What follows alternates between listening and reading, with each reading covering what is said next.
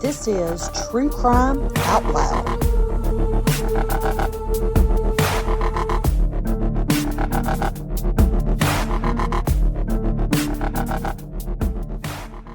I'm your host, B. And I'm your host, Jen. And this week's case is a listener recommendation from our superfan, Chad.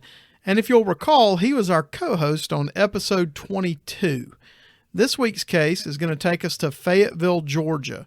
Fayetteville has a population of about 16,000 people. It is home to the Holiday Dorsey Fife House Museum, which was a home built in 1855 by John Stiles Holiday, uncle to Doc Holiday. It's also home to Trillith Studios, a production studio where many hit films are produced. Most notably are some of the Marvel Studios films. It's about 40 minutes south of Atlanta.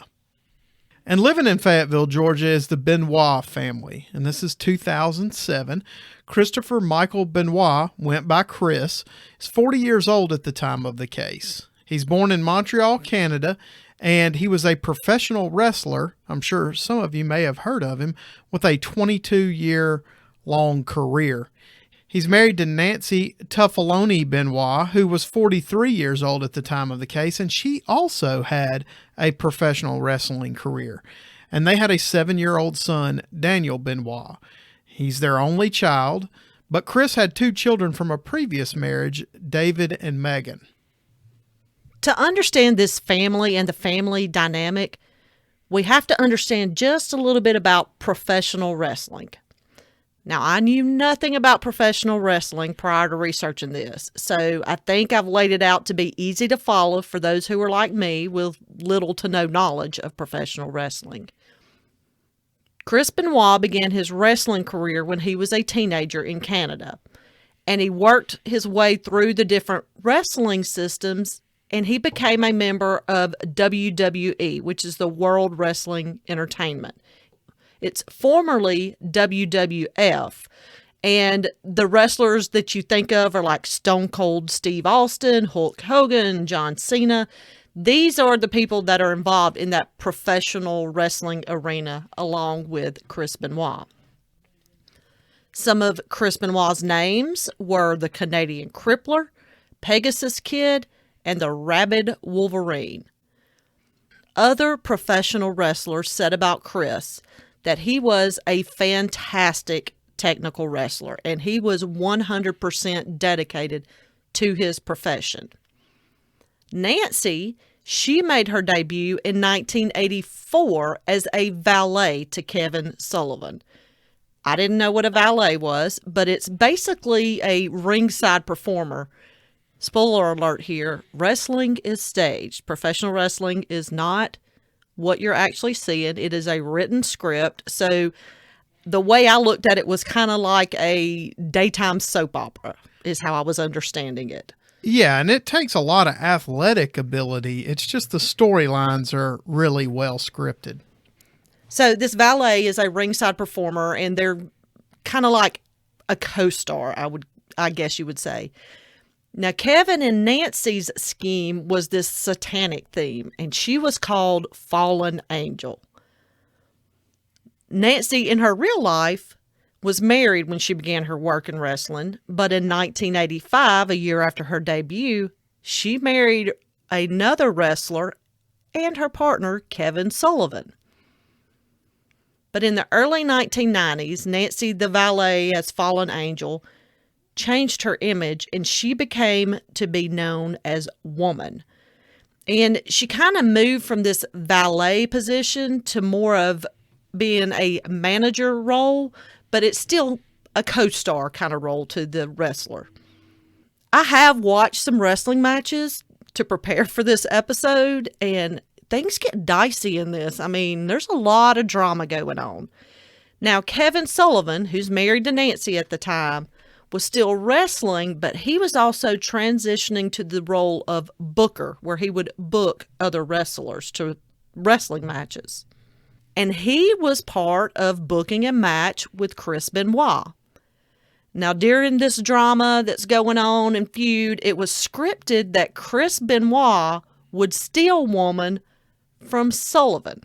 Now, this is in the wrestling world, in the drama unfolded. But it just so happened that off screen or off camera, this was happening too. So Nancy and Kevin divorced in 1997 after they had been married 12 years, and Nancy and Chris became engaged in that same year. Nancy also left wrestling to focus on family, and she managed Chris Benoit's career from their home. In early 2000, Nancy gave birth to their son Daniel, and in late 2000, Nancy and Chris had a formal wedding. So the Benoit case starts on Monday, June 25th, 2007. The WWE called in a welfare check on Chris at about 12:45 p.m. And they did this because they were expecting Benoit to appear at a pay-per-view, and he was not there. They had learned from another wrestler, Chavo Guerrero Jr., that he had spoken to Chris on Saturday and received texts from him that prior Sunday that were a bit unusual. Chavo reports that Chris called him on Saturday about 3:30 p.m. and said he had overslept and missed his flight. He had ended the call by telling Chavo that he loves him. This struck Chavo Guerrero as strange because Chris didn't sound like himself. So he called him back, and Chris explained that he was stressed because Nancy and Daniel had food poisoning. At about 3:53 a.m., Chavo reported receiving a series of texts from Chris's phone, and a minute later, he received some additional texts, this time from Nancy's phone. These texts were telling Chavo the Benoit home address and that the dogs were in the enclosed pool area and the back door was open. And that struck him as weird. So he reported that to the officials at WWE, who called law enforcement to get it checked on. And the Fayette County Sheriff's Office is who fielded that call, and they arrived at the Benoit home shortly after the welfare check was placed to check on him. As all the True Crime Out Loud listeners know, a lot of these cases start with welfare checks. And when the deputies entered the home, they noticed that distinct smell, the odor of death. And inside the home, they find 7-year-old Daniel Benoit face down in his bed and deceased. That was the first person that they found, and there was a Bible placed next to his body. Next, they find Nancy Benoit in the upstairs family room, and she was also deceased. There was blood under her head, and she was wrapped up in a blanket of some sort, and we were unable to determine if it was just like her head that was wrapped or her entire body, but she was wrapped in a blanket in some manner, and there was a Bible placed next to her body. Well, they said a blanket, a rug, or a towel. There were 3 different reports, and it was kind of consistent across all of them. The deputies then proceed to the basement, and there's a series of rooms down there, including a weight room that Benoit used to work out, and it's in this weight room that they find Chris Benoit deceased, and he was actually hanging from the cable of a weight machine. So law enforcement reports their findings to the WWE, and they inform the WWE that Chris is deceased. And that night, the WWE does this big memorial tribute to Chris Benoit, where they talk about his career in wrestling, and they bring in a bunch of WWE stars who speak very highly of Chris, and it's just a very sad time for them as an organization. This organization, even though they appear to be at odds with each other all the time, we kind of got the impression from our research that they're kind of like a big family. I mean, they're all in this together, and a lot of the animosity is scripted. But unfortunately, this memorial tribute would be put out before anyone knew what would be revealed in the investigation. I'm going to cover the autopsy and further investigation into the Benoit family. I'm going to start with Nancy. They determined that she had died on Friday night. She had prescription medications in her system. All were in therapeutic levels. Her blood alcohol content was reported to be 0.184, which is pretty high. But with decomposition, your blood alcohol will go up. And you will find people who had no alcohol, and after they are deceased a while, they will have a blood alcohol content. Her cause of death was asphyxiation. Daniel, they determined he had been killed on Saturday morning. There was Xanax in his system, and he died from asphyxiation. Chris, had died on Sunday morning. His manner of death was suicide. Toxicology reports showed he had 10 times the normal level of testosterone in his body. His heart was also enlarged. So from this, they surmised that Chris murdered Nancy on Friday night. On Saturday morning, he murdered Daniel, and then Sunday morning, he killed himself. Now, Nancy did have some alcohol in her system, so they theorized that both Nancy and Chris had been drinking on Friday night. And they also found empty beer cans and a wine bottle that were scattered about the home that kind of contributed to this theory. So Chris and Nancy get into an argument. At some point, he restrains Nancy with duct tape. Then he used a phone cord to strangle her. But the way he did this, she was on her stomach, and Chris pressed his knee into her back with the cord around her neck and pulled on the cord. And Chris was a big guy, so just putting that pressure on her back, according to the documentary we watched, and we'll give you the information on that later and how to view it, but it's called Dark Side of the Ring. This essentially broke her back also. On Saturday, he gave Daniel Xanax. And there were reports. I want to cover that here. His manner of death was asphyxia. There were reports that Daniel died by Chris doing the crippler crossface on him. And that was Chris's signature move. What was said by the medical examiner is that Daniel did not have marks on his neck consistent with manual strangulation, as in Chris did not put his hands around his neck to strangle him, and his hyoid bone was not broken. This did not mean he did this crippler crossface move on him. I saw many reports that were debunking him doing this move. It was just put out there in the media to get attention. Some reports said he was suffocated with a pillow, and then other reports said that it could have been some sort of chokehold, like where he was behind Daniel and wrapped his arm around his neck to cut off his blood flow and his air supply. Either way, asphyxia was the cause of death. They also found a clean butcher-style kitchen knife lying under Daniel's bed, so they wondered if maybe he was debating on how he was going to kill his son. We do know he was drugged, so the hope is that he was sedated. There were no signs of him fighting back, so it leads investigators to believe that Daniel was sedated to the point that he was unconscious.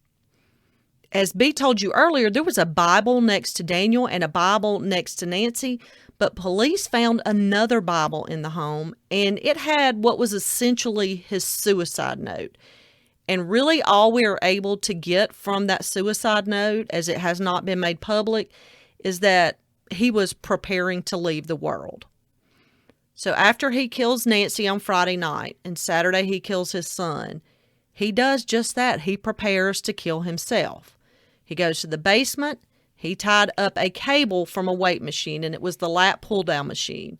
He put a towel around his neck, and then he put the cable around his neck, and the weight was set to 240 pounds. So when he let the weight go, dropping that weight would have broken his neck instantly. They also did a forensic search of the family computer, and it shows after the death of Nancy and Daniel, Chris had searched about the prophet Elijah from the Bible. The second search he did was the fastest and least painful way to break your neck. They found a number of prescriptions in the home, including testosterone, and testosterone is an anabolic steroid.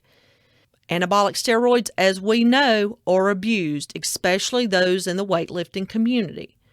But all of the medications, even the testosterone, appeared to be legally prescribed to members in that family. Police find text between Chris and Nancy prior to the murders, where she was complaining to Chris about having to tolerate his roid rage behavior and how the drug testing in WWE is obviously nonsense or it's a joke, something along those lines. After it was released that they were investigating this as a double murder-suicide perpetrated by Chris Benoit, WWE tries to back away and do away with anything related to Chris Benoit. They distance themselves as far as possible. So Chris Benoit is considered one of the most beloved wrestlers of all time at this point, but now the WWE is doing everything they can to distance itself from him, and it appears that he's committed this horrific crime when he was known as a great father and this person that had so much love for his family. So what happened? And as we know, people will start to theorize and put these theories together. And one of the theories about this case revolves around a syndrome known as Fragile X. And numerous reports come out saying that Daniel Benoit, Chris's son, had Fragile X syndrome. And this was causing Chris a great deal of stress and heartbreak, and that this may have contributed to him killing Daniel. Now, Fragile X is a genetic disorder, and it can cause some intellectual disabilities, developmental delays, social and behavioral problems, and there's really no cure for it. It's a genetic disorder. But it wasn't true at all. Daniel did not have Fragile X. The family said Daniel did not have Fragile X, and the medical examiner looked at his medical records and said that there was absolutely no indication that he had Fragile X. This is something that is reported in many, many places, so we wanted to make sure that we cover it and report that the sources saying he didn't have it were much more reliable than the sources who said that he did have it.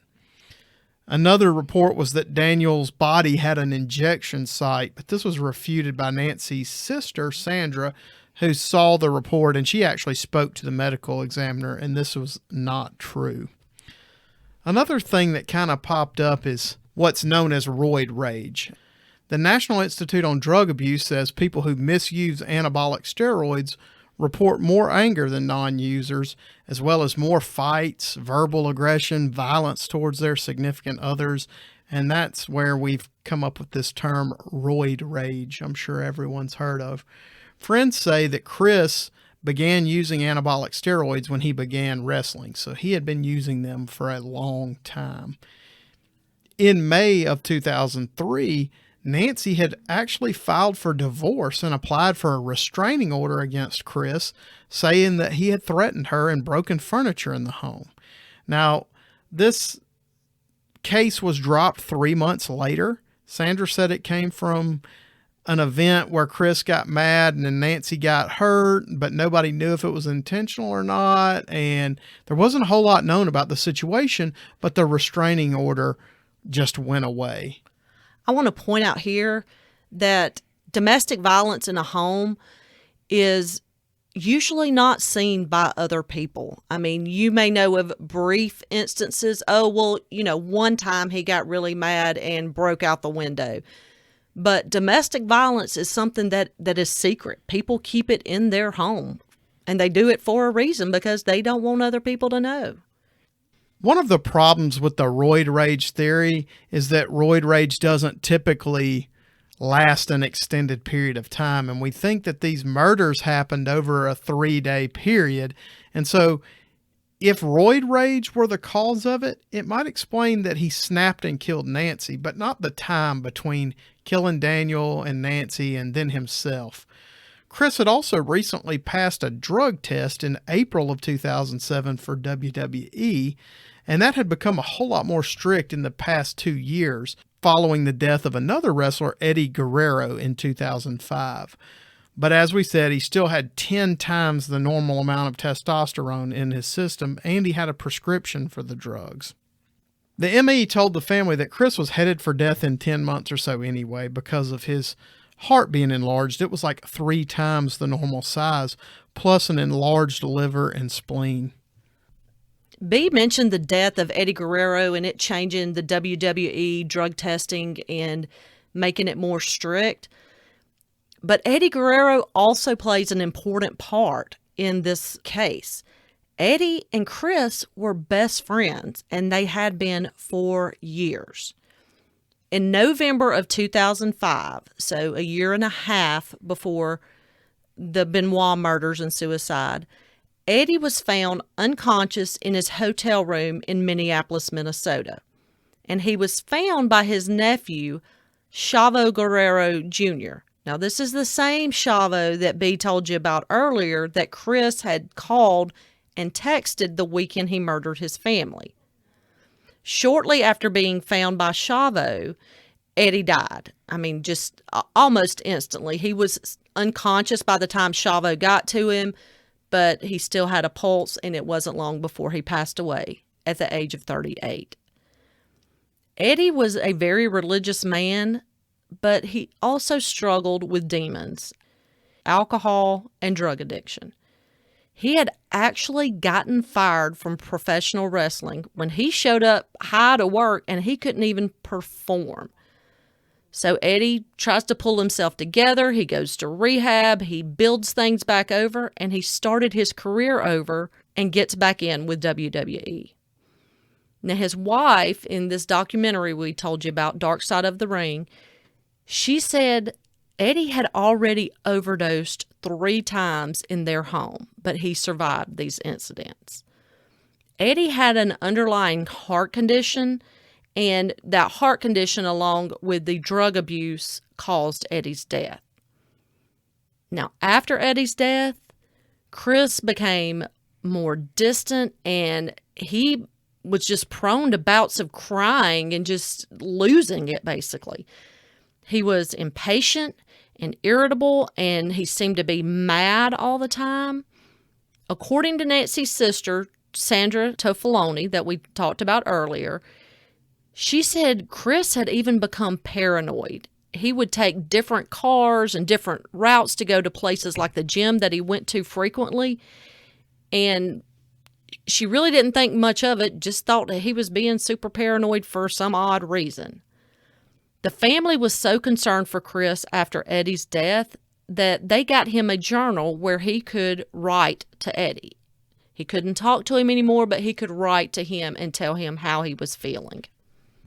Nancy was so concerned for Chris after Eddie's death.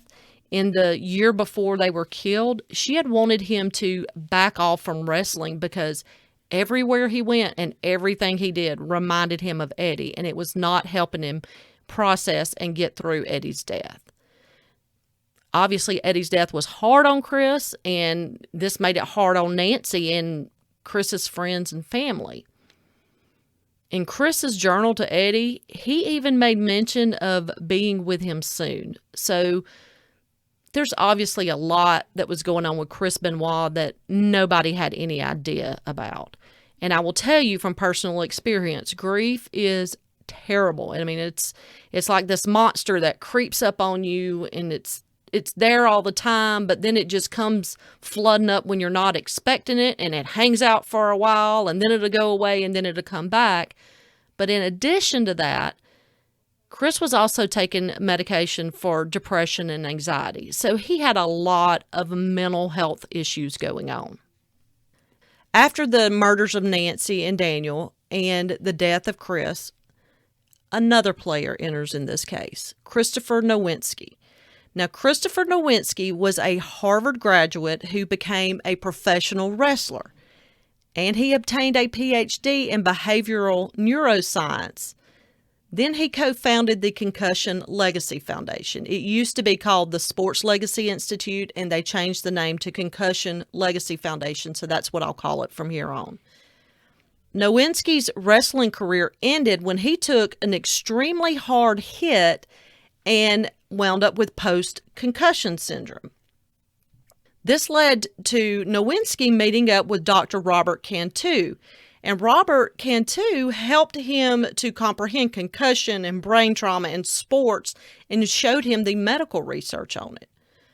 Nowinski studied CTE, which is chronic traumatic encephalopathy.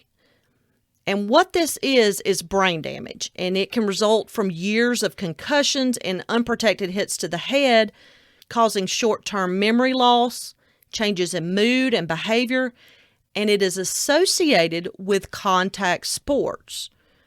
We do know that wrestlers used to take hits to the head from steel chairs, and it was an actual chair, and it was an actual hit.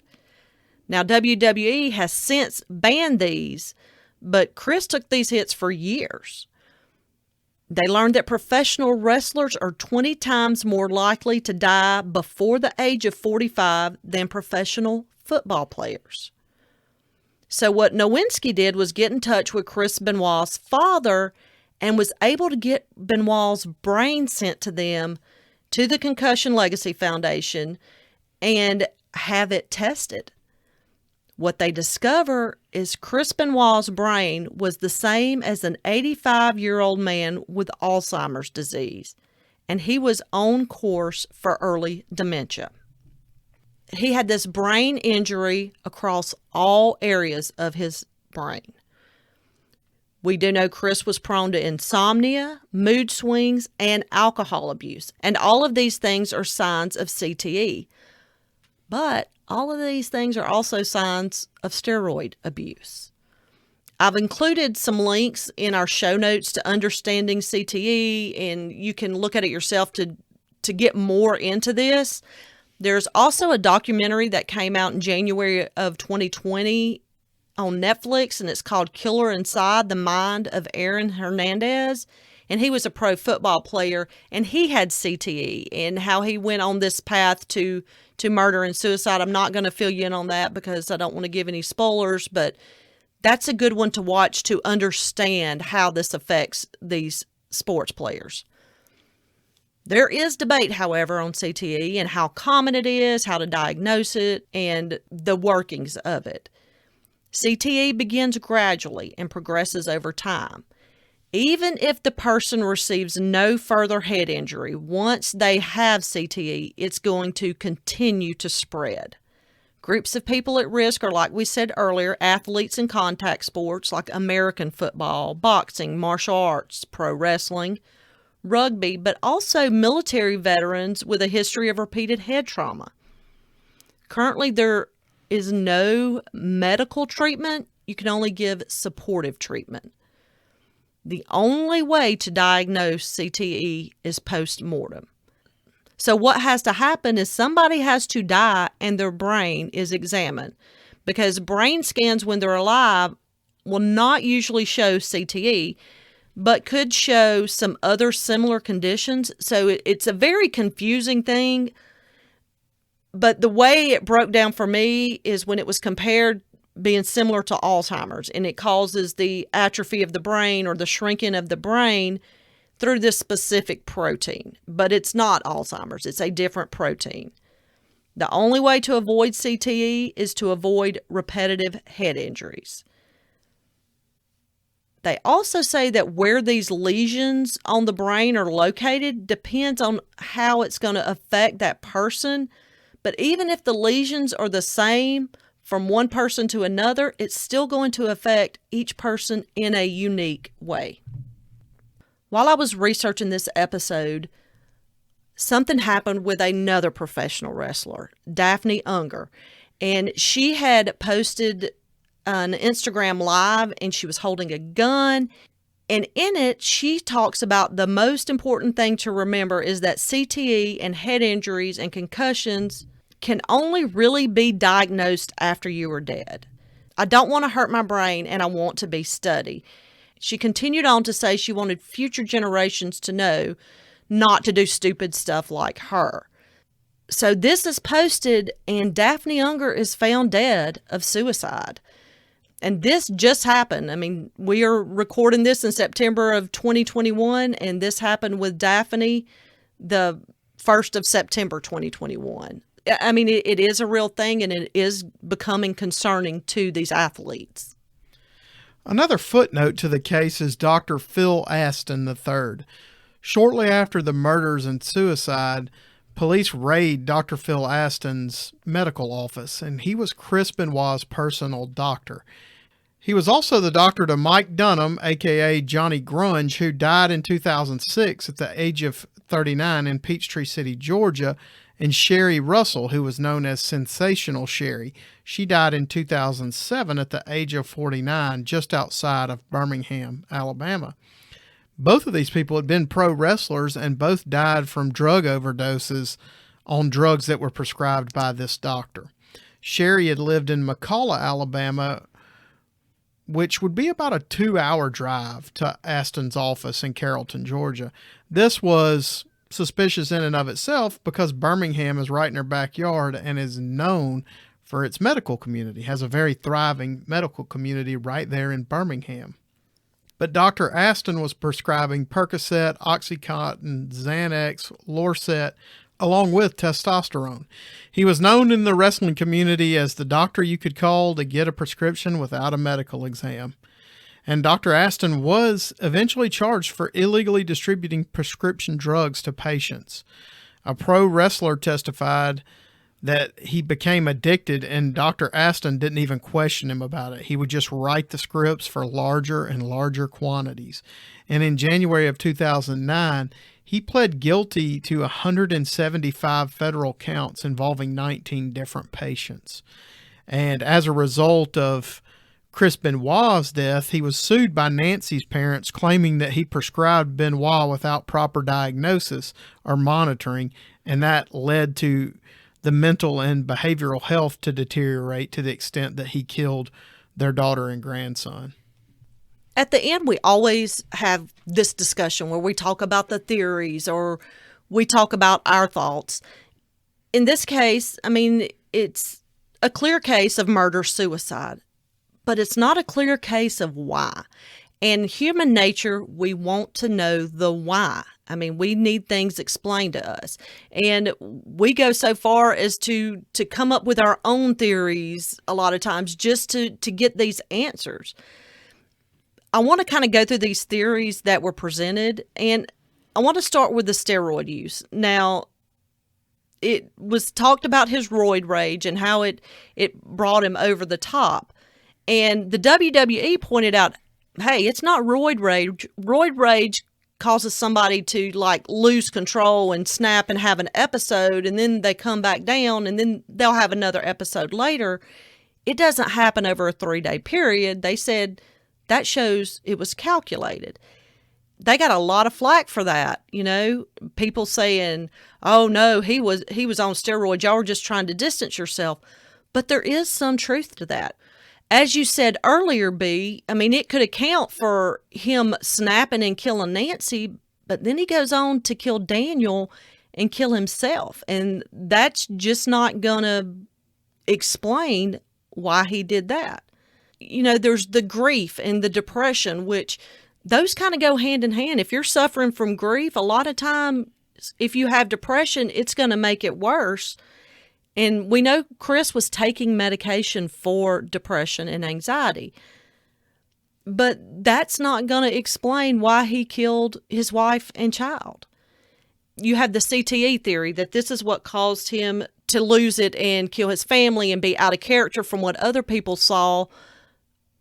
But it's also pointed out, well, he was able to perform in his career normally. So how is that causing him to lose it, but he's still performing normally? I think that Sandra Toffaloni hit the nail on the head, and I agree with her. I believe that no one theory explains it all the way. He's obviously affected by all of these theories to some extent, and probably a combination of drug abuse, alcohol abuse, coupled with depression and grief, and the CTE. Yeah, it's a real thing. And he clearly showed that. Examination of his brain showed the lesions on his brain and everything. And I think that those combination of things just caused him to lose control. And it was probably more progressive than people realize. Like I said, they went back and looked through his diary, and he had some things written to Eddie, and